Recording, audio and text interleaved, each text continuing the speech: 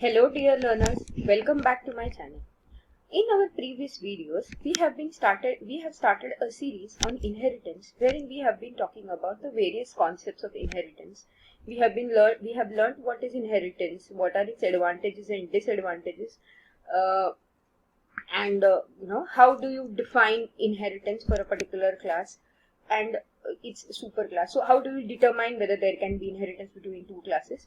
We had learned that. We had learned various concepts about inheritance also. We had spoken about method overriding in our last video, and we had spoken about how method overloading is different from method overriding and how does it conceptually help us in implementing various concepts. We had seen this particular example of animal class, human class and lion class, and we had seen how the whole overriding concept works. We had seen this move method and roll method and how the move method was overriding in the child class. In today's video, we will be talking about another concept, that is constructors. Now we all know that constructors are basically special methods which are provided by Java and which are used to initialize objects. Now constructors, when are created, they are basically named same as that of the class. So let's say if the name of my class is animal, in that case the name of my constructor also will be animal. In case if it is human, the constructor also is named as human. Another important point about constructors is they do not have a return type. This is again very important difference from that of a normal method. Okay. One more important thing is that we use constructors most of the times to initialize the values of our attributes in the class. Reason being, they are called when the object of the class is created. So every time I say animal A equals to new animal and a bracket with or without arguments, that part is where I'm going and calling my constructor. Okay, so if I talk about here in my example, if you see here when I say animal A equals to new animal, here you can see there is no argument. Here is the point where my constructor gets called. Okay, now constructors, like any other method in Java, can be overloaded. Okay, you can have multiple constructors in a same class with or without arguments. We've all learned what overloading is. In case if you've not seen my previous video on overloading, you can check that out here. Okay, again, as it is true for any other method, the function signature needs to be different even for constructors if you are overloading the constructor. Okay, now when it comes to constructors, there are two important terms that come into picture. One of them is the this keyword and the other one is the super keyword. Now the this keyword is used to call the constructors of the same class. If there are multiple overloaded constructors in the same class, if you wish to call a constructor from another constructor in the same class, you can use the this keyword for that. Again, if you want to call the constructor from a parent class, you will be using super for that. So super is used to call constructors from the parent class. This is used to call the constructors from the same class. So these are the two important terms that we'll be looking into, and we'll see how inheritance plays a role and how we can reduce the code of writing or writing the code of initializing variables with the help of inheritance. So let's quickly jump on to an example for it. So here you can see I already have the animal class and the human class and the lion class. So what we will be doing here is we will be creating a few variables and we will be initializing them using the constructor here, and similarly we will be doing it with the child classes. So I'll be creating a variable here. The first variable is going to be, let's say, private int number of legs. Okay, so the number of legs that the animal has, and private you can say string and eats. This is basically what it eats. Okay, and after that what we'll be doing is we'll be creating constructors here. So again, you don't need to sit and type it. Eclipse gives you an option wherein you can take it from the IDE itself. So you can say we'll be creating two constructors. Again, understand that when you create your own constructor, the original default constructor gets lost. Okay, so we'll be creating an empty constructor here. We'll not be writing any code in this particular class, and we will in this particular constructor, sorry, and we'll be creating one more constructor here. So we'll again go to source and we'll say generate constructor using fields, and we'll be selecting both the fields here and we'll say generate. So this creates, I'll be for the time being removing this particular line, and this is how the two constructors are created. Now we'll jump to the child class and we will be creating fields here. So we will say private string name, and we will say private int age, and we will say private string, and we'll say language spoken. Okay, so we'll be creating 3 fields here. Okay, now again we will be creating various constructors here. So first we will say, so here I'm going to type it because I want to show you how you can even type it. So we'll say public human. Okay, and this particular constructor is going to be an empty constructor. Okay, and we can just have a sysout here. We can say sysout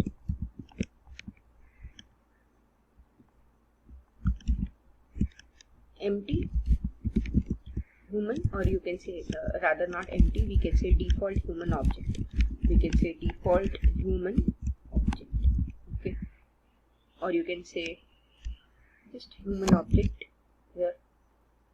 Okay, then what we can do here is we can create another constructor. We can say public human, and this one is going to take only 2 arguments, that is string name and int age. Okay, and we will be initializing them here. Okay, so we will say name, rather this dot name. This keyword again is used for this one more purpose, that is to call your instance variables in the class. So we can say this dot name is equals to name. If you see here, if my arrow pointer here, you can see it is referring to the instance variable that we created. And I can say this dot age is equals to age. Okay, what I can also do here is I can also take the arguments from the parent class. Okay, so what I can do here is whatever arguments that I have here, int number of legs and int eats. Okay, I can pass them here. And what I can do is, rather than initializing them here, I can say super. Okay, super keyword, and I can call the, you can see here it gives me the option of calling the constructor from the parent class with the 2 arguments. So as I said earlier, super can be used to call the constructor of the parent class. So it will go to the parent class and initialize this variables. Okay, I'll create one more constructor now. I'll say public human. Okay, which is going to be similar to this, but it will have one more additional argument. Okay, that is the language spoken. So I'll say string and I'll say language spoken. Okay, and here I will just initialize the language spoken. So what I'll do here is, first I'll say this. This is the keyword that I'm using to call a constructor of the same class. You can see it gives me various options of which I can pick up, and I want to pick up this one which has 3 arguments. Okay, so I can pass, or rather let me write this again.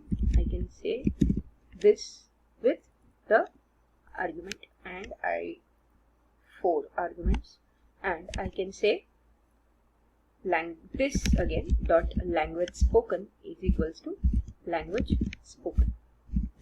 So this one, this field that you see here is referring to the param here. This one is referring to the argument that we, or the field that we have in the class, the instance variable. Okay, what will exactly happen here is that when we come to create a constructor, say a constructor of this kind with all these values, it will basically call this particular constructor first. So it calls the this. When it comes to this particular constructor, because of this line, it will call the superclass constructor first. So it goes to the animal class, it will initialize these 2 fields, come back to the human class, initialize name and age, again come back to this particular constructor, that is the end of this line, and then initialize language spoken. Okay, what we can do here is we can create a display method and display all these values. So we can say public string, or rather void display details.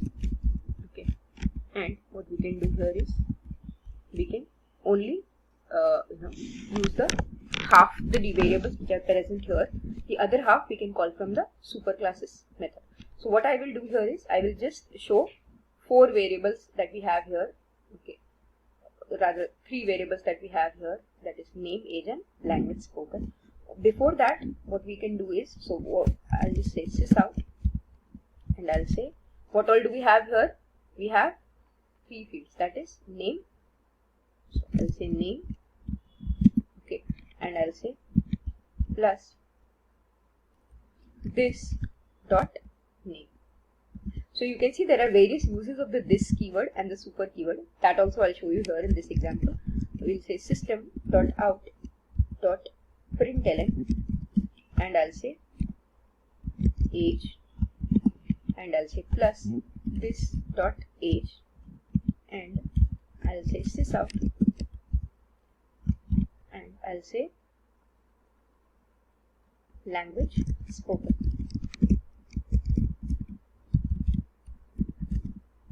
Okay, and I'll say plus this dot language spoken. Okay, now you can see that when I'm saying this dot, I'm not able to get any parent class method, attributes, because they're private. So if I want to display those values also, what I can do is I can have a parent method, a method in the parent class that also displays the details here. So we can have display details wherein we can show number of legs and eats. So we can say number of legs, and we can say this dot number of legs, and we can say eats, and we can say this dot eats here. Okay, when we come to the child class, we can override this particular method. So we can add the @override annotation here, okay, just to signify that this is an overridden method. And what we can do is we can use the super keyword again to call the parent method display details. So what will this do? This will print all these details from this particular class and also details from the parent class. So let's quickly jump back to this particular example and try to create one more human object here. So we will say human h1 is equals to new human, and we can pass the various arguments. We will take the one which is with the maximum number of arguments. We will say it has 2 legs.